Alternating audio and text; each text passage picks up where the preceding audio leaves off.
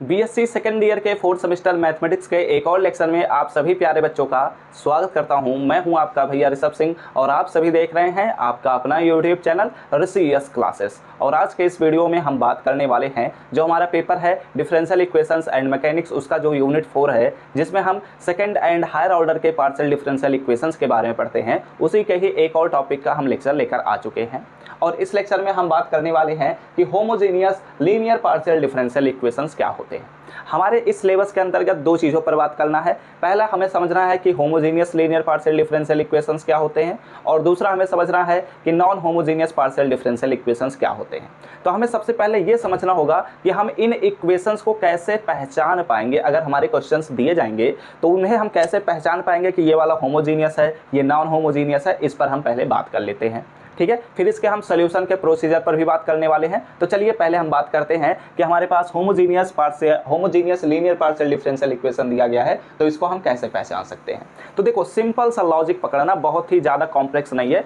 देखो, लीनियर का मतलब यह है कि एक ऐसा पार्शियल डिफरेंशियल इक्वेशन जिसका जो हमारे पास डिग्री है वो कितना होना चाहिए, 1 होना चाहिए। मैंने आप सभी को linear and non linear partial differential equation के बारे में पढ़ाया था, तो सिंपल सा बस इतना कॉन्सेप्ट समझो, बस इतना ही काम हो जाएगा, ठीक है। तो यहाँ पर देखो, जो ये इक्वेशन लिखा गया है, इस इक्वेशन में अगर ध्यान से देखा जाए तो हमारे पास कहीं भी ऐसा नहीं देखने को मिल रहा है कि डिग्री 1 से अधिक हो, ठीक है। ऑर्डर तो हमारे पास n है, लेकिन डिग्री हमारे पास हर एक टर्म के लिए हमारे पास क्या है, 1 ही है, ठीक है। और होमोजीनियस हम तब कहेंगे जब हमारे पास एक ऐसा अरेंजमेंट फिक्स्ड हो। फिक्स्ड होने का मतलब क्या है कि अगर देखा जाए तो हमारे पास ये वाला जो टर्म है उसमें हम x raise to the power n से ही इसका पार्शियली डिफरेंशिएशन किए हैं, मतलब n टाइम्स हमारे पास पार्शियल डिफरेंशिएशन है।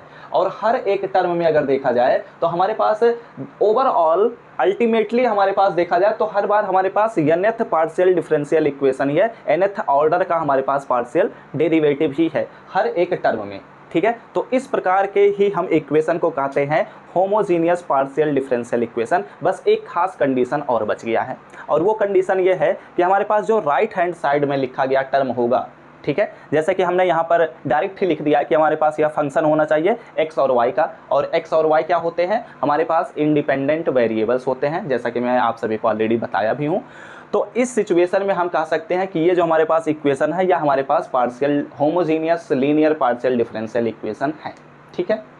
एक और पॉइंट को समझो, यहाँ पर हमने जब कहा कि f ऑफ एक्स वाई होना चाहिए, तो इसका मतलब ये है कि हमारे पास इंडिपेंडेंट वेरिएबल के ही फंक्शन हो सकते हैं, वो डिपेंडेंट वेरिएबल के फंक्शन नहीं हो सकते, इसका मतलब ये है। अब यहाँ पर एक और छोटी सी पॉइंट को समझो, यहाँ पर ये जो हमारे पास इक्वेशन लिखा गया है, इसमें हमारे पास अगर देखा जाए तो a0 है, a1 है, a2 है, a3 है एंड सो ऑन an जो हमारे पास लिखे जाएंगे, ये सभी के सभी क्या होंगे, ये सभी के सभी हमारे पास कांस्टेंट होने चाहिए, ठीक है। अगर ये किसी का फंक्शन हो गया तो उस सिचुएशन में हम कहने लग जाएंगे कि ये हमारे पास लिखा गया है homogeneous linear partial differential equation with function, या फिर हम बस उतना ही कहेंगे। लेकिन जब हम कांस्टेंट उपयोग करने लग जाते हैं तो उस सिचुएशन में कहते हैं कि homogeneous linear partial differential equation with constant coefficient, ठीक है। कांस्टेंट कोएफिशिएंट तो वैसे भी आप सभी लोग इसके बारे में ऑलरेडी सेकंड सेमेस्टर में पढ़े भी होते हैं, जहां पर हम ऑर्डिनरी डिफरेंशियल इक्वेशंस के बारे में पढ़ते हैं, तो वहां पर भी हमने इस चीज़ का उपयोग किया था, ठीक है।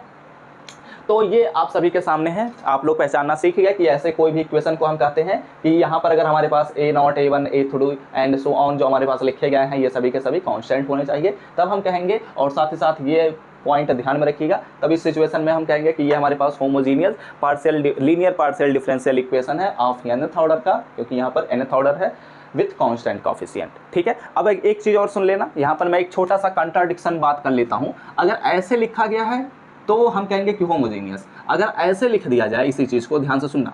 यहाँ पर अगर हम इसका एक छोटा सा एग्जांपल ले लेते हैं, तो अगर एग्जांपल के तौर पर बात किया जाए तो यहाँ पर डेल टू जेड मैंने डेल एक्स स्क्वायर लिख दिया, plus 2 del two Z upon में हमारे पास है डेल एक्स डेल वाई, ठीक है। एंड प्लस हम ले लेते हैं कि यहाँ पर हमारे पास है 4 डेल टू जेड अपॉन में डेल वाई स्क्वायर है, और यहाँ पर हमारे पास कांस्टेंट भी हो सकता है, चलो मैं मान लेता हूँ एक्स स्क्वायर है, ठीक है। तो ये जो हमारे पास लिखा गया इक्वेशन है, यही एक्चुअली इसका एक एग्जाम्पल है, ठीक है।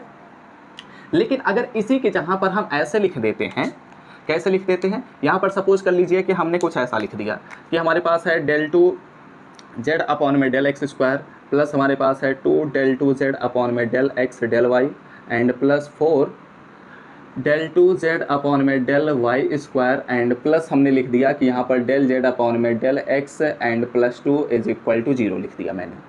तो इस सिचुएशन में अगर देखा जाए तो हमने कहा था कि हर एक टर्म जो होगा वह nth पार्शियल डेरिवेटिव ही होगा। यहाँ पर अगर 2th पार्शियल डेरिवेटिव है तो हर एक टर्म को 2th पार्शियल डेरिवेटिव होना चाहिए था, लेकिन अगर देखा जाए तो ये वाला जो टर्म है वो हमारे पास नहीं है, इसलिए ये जो हमारे पास है एग्जाम्पल नहीं बनेगा। Are you getting my point? ये बात आपको समझना है, ये बात तो आप लोग वैसे भी समझ चुके हैं, लेकिन इसी चीज़ को अगर समझना है तो इस चीज़ को समझना पड़ेगा। तो इस सिचुएशन में एक बात और ध्यान में रखना कि अगर कोई भी हमारे पास लीनियर पार्शियल डिफरेंशियल इक्वेशन है और वह होमोजीनियस नहीं है तो समझ लेना कि वह नॉन होमोजीनियस ही होगा। ओके, अब यहाँ पर एक और चीज़ को देखते हैं। अगर यहाँ पर मैं इसे इरेज कर देता हूँ, ठीक है, इसे मैं इरेज कर देता हूँ क्योंकि ये हमारे काम का नहीं है, बस मैं आप सभी को समझाने के लिए इसका उपयोग किया हूँ। अब हम क्या करते हैं, इक्वेशन फर्स्ट का उपयोग करते हैं, पुटिंग, ठीक है, पुटिंग हम क्या करते हैं, डेल जेड अपॉन में डेल एक्स के जहाँ पर हम डेल बाई डेल एक्स के जहाँ पर हम डी को रख देते हैं एंड हमारे पास जो डेल अपॉन में डेल वाई है उसके जहाँ पर हम रख देते हैं डी डैश को, ठीक है। तो जब हम इसको रखेंगे तो हमारे पास जो इक्वेशन फर्स्ट होगा, इक्वेशन फर्स्ट बिकम्स, यह क्या बन जाएगा, इस पर अब हम बात करते हैं। तो हमारे पास जो इक्वेशन फर्स्ट है वह कुछ इस प्रकार में बदल जाएगा। यहाँ पर हो जाएगा हमारे पास ए नॉट और यहाँ पर हो जाएगा हमारे पास डी, ठीक है, डी एन और यहाँ पर जेड हो जाएगा, ठीक है, क्योंकि जेड तो हमारे पास ऑलरेडी है और यहाँ पर ये चूँकि एक बार था तो हमारे पास डी लिखा गया था, एन बार है तो डी एन लिखा जाएगा, ठीक है। ऐसे ही सिमिलरली हम करते चलेंगे, यहाँ पर ए वन हो जाएगा। अब देखो यहाँ पर अगर बात किया जाए तो एक D Z by del Y लिखा गया है तो इसका मतलब डी डैश होगा, और यहाँ पर कितने बच रहे हैं तो del n minus one z upon में del x raise to the power n minus one बच रहा है, तो इसलिए यहाँ पर क्या लिखा जाएगा, D N minus one into हमारे पास डी डैश बचेगा। एंड सिमिलरली ऐसे ही ए टू मिलेगा, फिर D N minus two into D double dash, ठीक है, डी डैश का स्क्वायर मिल जाएगा। एंड सिमिलरली ऐसे ही हम जब कंटिन्यू करते चलेंगे तो यहाँ पर हमारे पास मिलेगा ए एन और यहाँ पर हमारे पास हो जाएगा D dash raise to the power N. और यहाँ पर एक चीज़ ध्यान में रखिएगा कि हम जेड को क्या करते हैं ना, कॉमन ही ले लेते हैं। तो जब हम सभी से जेड को कॉमन ले लेंगे तो ये कुछ इस प्रकार से बन जाएगा, ठीक है।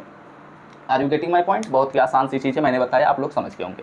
अब देखो ये जो हमारे पास टर्म लिखा गया है ना, इसको हम एक फंक्शन सपोज कर लेते हैं जो कि डी कामा डी डैश का एक फंक्शन है। तो अगर मैं कभी भी ये लिख दूंगा तो समझ लेना, तुरंत ही दिमाग में लेकर आ जाना कि ये वाला टर्म हम उपयोग करने वाले हैं या फिर यही टर्म हमारा लिखा गया है।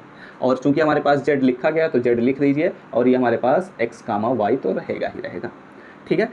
तो अब हम क्या करने वाले हैं इस पूरे लेक्चर में, इस पूरे लेक्चर में हम कुछ चीज़ों पर बात करने वाले हैं, इनके सल्यूशन के बारे में हम पढ़ने वाले हैं। तो इनका सल्यूशन हम कैसे करेंगे, तो जैसा कि आप सभी बच्चों को सेकंड सेमेस्टर में अगर याद होगा तो मैंने आप सभी को पढ़ाया था, या फिर जहाँ पर भी आप पढ़े होंगे, तो ऐसे इक्वेशन को हम कैसे सॉल्व करते थे, इनका हम कॉम्प्लीमेंट्री फंक्शन लेते थे, पर्टिकुलर इंटीग्रल निकालते थे, फिर उनका हम सम करते थे, तब हम कहते थे कि ये कंप्लीट सोल्यूशन है, ठीक है। तो सिमिलरली यहाँ पर भी हम करने वाले हैं। तो इसका हम सोल्यूशन फाइंड आउट करने के लिए पहले कॉम्प्लीमेंट्री फंक्शन पर बात करेंगे, फिर पर्टिकुलर इंटीग्रल पर भी बात करेंगे। तो इतनी चीज़ों को पहले स्क्रीनशॉट ले लीजिए, उसके बाद हम कॉम्प्लीमेंट्री फंक्शन और पर्टिकुलर इंटीग्रल पर बात करना शुरू करते हैं।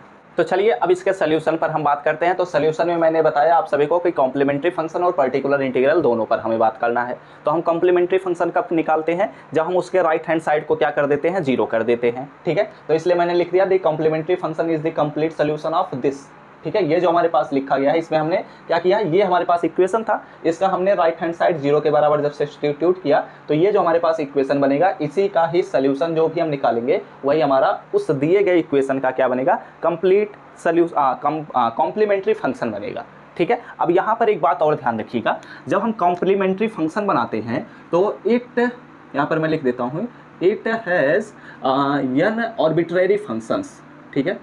हमारे पास n आर्बिट्रेरी क्या होते हैं, फंक्शंस होते हैं, ठीक है, n आर्बिट्रेरी फंक्शंस होते हैं। अब ये n आर्बिट्रेरी फंक्शंस क्या होते हैं, तो ये एक्चुअली उतने ही होते हैं जितना हमारे पास कितना होता है, ऑर्डर होता है, इक्वल टू ऑर्डर मैं लिख देता हूँ, ठीक है, इक्वल टू ऑर्डर। यानी कि अगर दो ऑर्डर का हमारे पास दिया गया डिफरेंशियल इक्वेशन होगा तो उसमें दो आर्बिट्रेरी क्या होंगे, फंक्शंस होंगे। और जो हमारे पास पर्टिकुलर इंटीग्रल होता है वो तो हमारे पास एक पर्टिकुलर सोल्यूशन होता है इसका, तो इस पर भी हमें बात करना रहेगा, लेकिन इसके पास कोई भी आर्बिट्रेरी फंक्शंस नहीं होते। ये भी बात आप लोगों को पता ही होगा, सेकंड सेमेस्टर में हम लोगों ने इसके बारे में पढ़ा है, ठीक है। अब चलो हम बात कर लेते हैं कि देखो अब ये तो दोनों अलग अलग प्रोसेस करने पड़ेंगे, तो हम इस लेक्चर में बात कर लेते हैं कि कॉम्प्लीमेंट्री फंक्शन कैसे निकाला जाता है, और अगले लेक्चर में हम किस चीज़ पर बात कर लेंगे, पर्टिकुलर इंटीग्रल कैसे निकाला जाता है।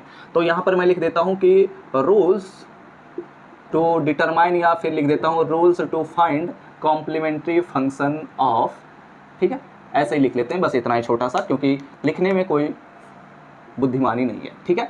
अब देखो हम क्या करते हैं, अगर इसका हम सोल्यूशन फाइंड आउट करना चाहते हैं तो देखो सिंपल सा तरीका लिखिएगा कि हमारे पास जो दिया गया इक्वेशन रहेगा, ठीक है, तो हम कंसीडर कर लेते हैं, एक हम पर्टिकुलर केस लेकर चल लेते हैं, ठीक है, वो हर एक इक्वेशन पर अप्लाई हो जाएगा। तो हम कंसीडर कर ले रहे हैं एक पर्टिकुलर केस, यानी कि हम क्या ले लेते हैं, चलो एक छोटा सा इक्वेशन हम ले लेते हैं, a naught del two Z upon में del x square and plus A1 यहाँ पर हो जा रहा है डेल टू जेड अपॉन में del x del y, and plus हमारे पास है A2 del two Z upon में del y square is equal to हम क्या कर ले रहे हैं, 0 के बराबर सपोज कर लिए, ठीक है। इतनी बातें समझ में आए। तो ये हमने क्या किया, एक पर्टिकुलर केस लिया, यानी कि हमने क्या किया, सेकेंड ऑर्डर का हमने एक homogeneous linear partial differential equation हमने ले लिया है।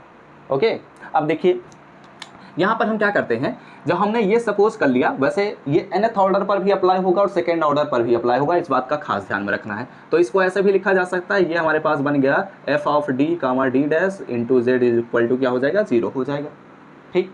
अब देखो यहाँ पर अगर इसे हम सॉल्व करना चाहते हैं तो सबसे पहला स्टेप नंबर 1 हम क्या करेंगे कि पुट करेंगे, पुटिंग d की जगह पर हम m को रखेंगे और d डैश की जगह पर हम 1 को रखेंगे, ठीक है। इन यहाँ पर इक्वेशन 1 अगर सपोज कर लेते हैं, इन इक्वेशन फर्स्ट, ठीक है। जब हम ऐसा वैल्यूज़ को रखेंगे तो उसके बाद हम क्या करेंगे, स्टेप नंबर 2 में हम क्या करेंगे, फाइंड, अब यहाँ पर क्या बनेगा, एक ऑक्सिलरी इक्वेशन बन जाएगा। तो यहाँ पर मैं लिख देता हूँ कि सॉल्व द ऑक्सिलरी इक्वेशन, ठीक है, solve the auxiliary equation and get the value of m, ठीक है, गेट द वैल्यू, ये तो हल्का हो गया, गेट द वैल्यू ऑफ यम के हम क्या करेंगे, वैल्यू को फाइंड आउट कर लेंगे। तो जितना भी हमारे पास ऑर्डर का इक्वेशन रहेगा उतने ही ऑर्डर के हमारे पास क्या मिलेंगे, उतने ही हमारे पास यम के वैल्यूज मिलेंगे,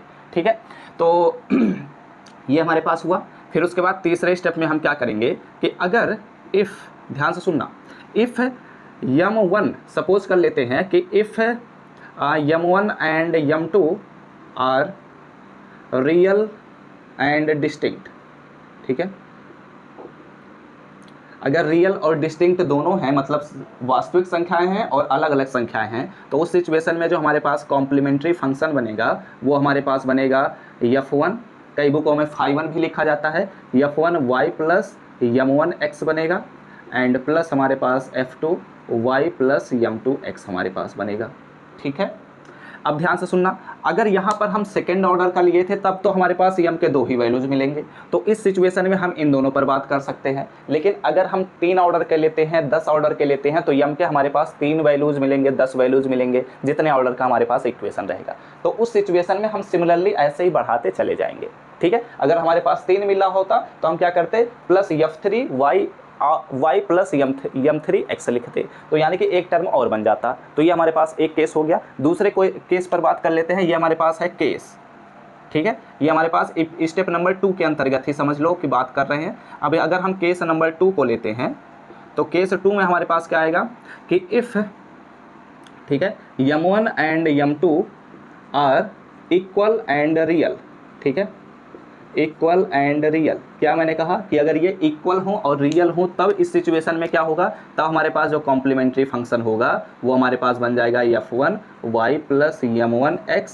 एंड प्लस हमारे पास बनेगा यहाँ पर x इंटू हमारे पास बनेगा f2 y plus m1 x बन जाएगा, ठीक है। अगर ऐसे ही हमारे पास 2 से अधिक इक्वल रूट्स होते तो इस सिचुएशन में हम क्या करते, वही काम करते कि हमारे पास जैसे यहाँ पर x है तो अगली बार हम जब लिखते तो हमारे पास क्या बनता, हमारे पास बनता f1 y plus m1 x plus x into f y plus m1 x and plus हमारे पास x स्क्वायर या y प्लस m1 x बनता। ऐसे ही सिमिलरली हम करते चले जाते, ठीक है। आप लोग समझ गए होंगे, मैं उम्मीद करता हूँ आप लोग इतनी बातें समझ गए होंगे, कोई दिक्कत नहीं हुई होगी, ठीक है। तो ये तो हमने फिलहाल एक पर्टिकुलर केस को लेते हुए समझाया है, क्योंकि हम एक ओवरऑल केस को लेते तो शायद उतना अच्छे से समझ नहीं पाते, इसलिए मैंने यहाँ पर रोल पर बात कर लिया। अब चलो इनके बेस पर हम न्यूमेरिकल को सॉल्व करते हैं और फिर सभी चीज़ों को हम ओवरऑल तरीके से समझते हैं।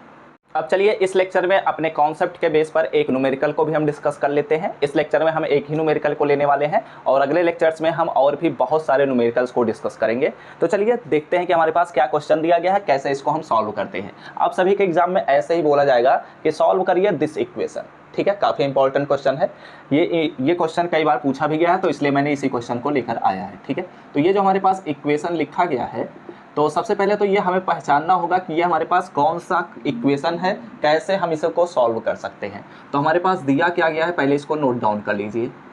तो हमारे पास दिया गया है कि 2r + 5s + 2t = क्या है, 0 है, ठीक है। और यह बात हम जानते हैं कि हमारे पास जो r का वैल्यू होता है वह होता है del2z/del x², ठीक है, प्लस 5 यस का वैल्यू हमारे पास होता है del2z/del x/del y होता है, एंड प्लस 2 × t का वैल्यू जो होता है वह हमारे पास होता है del2z होता है del y² क्या हो जाएगा, 0 हो जाएगा, ठीक है। तो अब देखा जाए तो यहाँ पर हमारे पास हर एक टर्म में क्या है, कॉफिशिएंट जुड़े गए हैं और वो क्या है, कांस्टेंट कॉफिशिएंट है। और हर एक टर्म को अगर देखा जाए तो हमारे पास सेकेंड ऑर्डर का पार्शियल डेरिवेटिव है, ठीक है। तो ये हमारे पास, और साथ ही साथ अगर देखा जाए तो राइट हैंड साइड में 0 हमारे पास है, ठीक है। तो ये हमारे पास जो इक्वेशन बना है ये हमारे पास है homogeneous linear partial differential equation with constant coefficient है, ठीक है। क्योंकि लीनियर इसलिए है क्योंकि इन सभी का जो ऑर्डर डिग्री जो है वो 1 है, ठीक है। अब देखते हैं तो इसको हम कैसे सॉल्व करेंगे, यानी कि हम अपने इस प्रोसेस के अंतर्गत सॉल्व कर सकते हैं। और चूंकि राइट हैंड साइड में 0 है तो हमें केवल कॉम्प्लीमेंट्री फंक्शन पर बात करना रहेगा।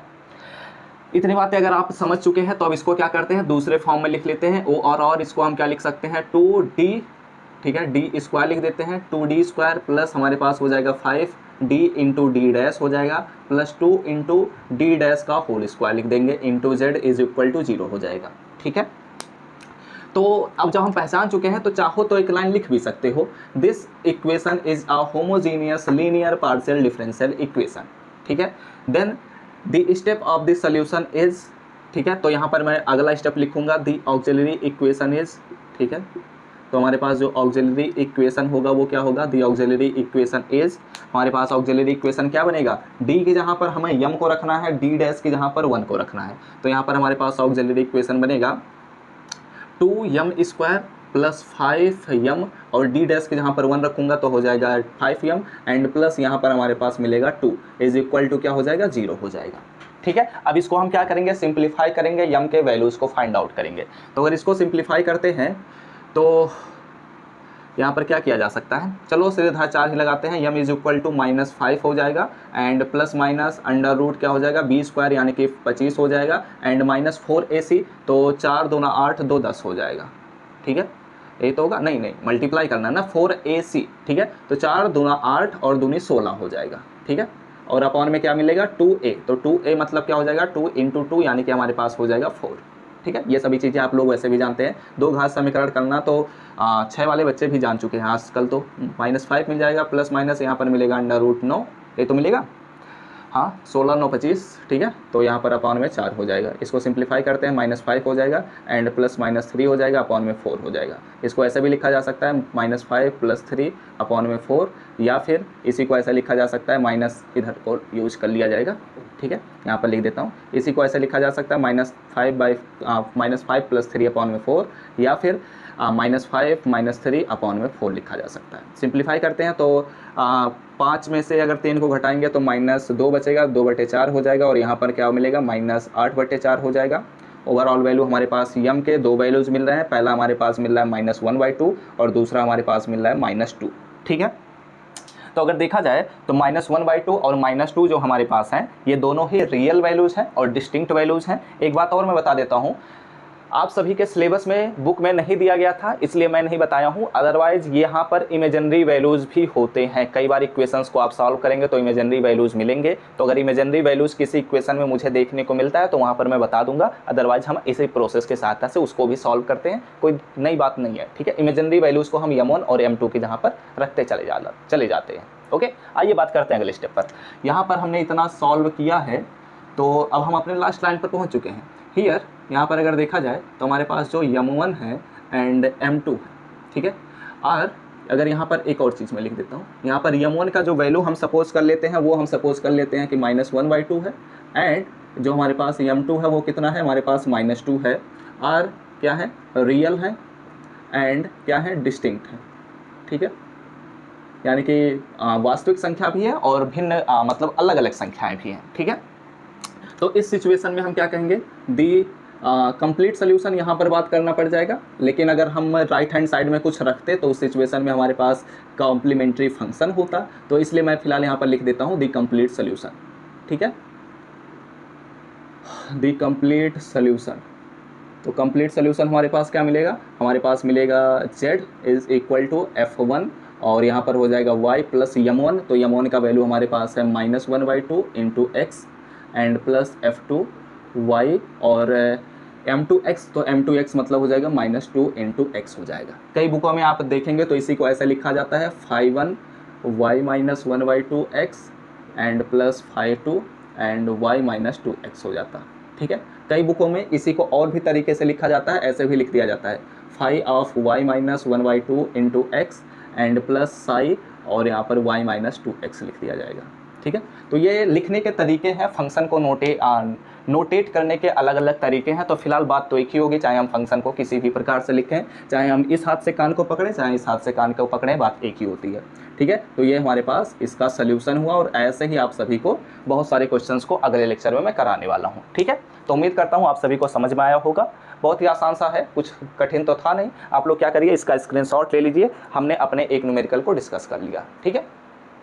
अब अगले लेक्चर में हम और भी न्यूमेरिकल्स को लेकर आने वाले हैं और उन सभी न्यूमेरिकल्स को डिस्कस करेंगे। तो उम्मीद करता हूँ आप सभी को लेक्चर पसंद आया हो। अगर लेक्चर समझ में आया हो तो लाइक करिएगा, साथ ही साथ कमेंट करके बताइएगा कि आप सभी को लेक्चर समझ में आया है या नहीं। अगले लेक्चर्स का नोटिफिकेशन पाने होंगे तो सब्सक्राइब करने के साथ बेल आइकन को जरूर ऑल पर सेलेक्ट कर लीजिएगा। तो हम सब मिलते हैं अपने नेक्स्ट लेक्चर में, तब तक पढ़ते रहिए, संघर्ष करते रहिए और सफल होते रहिए।